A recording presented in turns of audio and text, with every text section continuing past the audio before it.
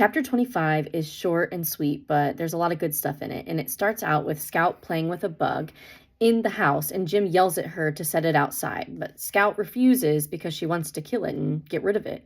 Jim tells her that she can't because bugs don't bother you. They don't bother anyone when she protests. We can infer that Jim has remembered his father's lesson that it is a sin to kill a mockingbird when he was teaching them about shooting their guns.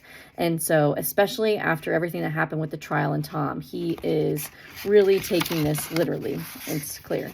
And it's clear that he's still hurting at this time. And Scout says that a smart remark back to him because that's kind of her personality, and she's having a hard time understanding because it's a bug. And she's like, but bugs don't count, Jim. And she gives him a hard time. But anyway, Scout starts thinking about Dill and his last days in Maycomb before he went back to school and back to Meridian. And Dill told her that he and Jim were walking by the pond by the highway when Atticus and Cal were on their way to Helen Robinson's house, and he picked them up.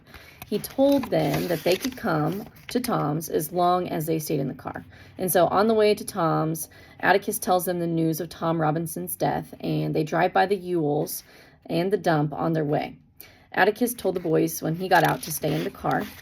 And they get out, and Tom kids are playing outside, and Atticus asks for Helen, someone to go get Helen for them. And he talks to them, and he shows them empathy and connects with them. And then Helen tells Atticus good evening, but as soon as she sees their faces, she realizes, and she falls down to the dirt. And of course, Scout is remembering this from Dill's story, and Dill tells the story, and so it's like very dramatic, and he's saying that she just fell like a ton of bricks and hit the floor, and he's being kind of goofy, and she remembers that. And so Cal and Atticus help Helen up and talk to her, and they comfort her, and they spend some time with the kids. And Scout tells the readers that the town talked about Tom's death for only 2 days, and they said things like it was typical for an N-word like him to run off, blah, blah, blah, to run.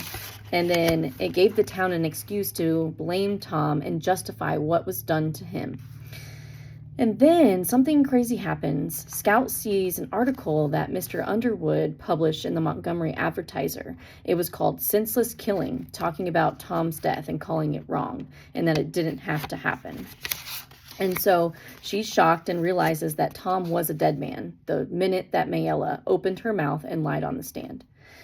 Then Scout starts feeling uneasy about Bob Ewell again, and she starts actually physically feeling queasy. But then she remembered what Atticus had said and reassured her, and Jim also had told her that Bob was just full of hot gas. But it ends foreshadowing that her warning is warranted, and something is going to happen that is not good with Bob Ewell.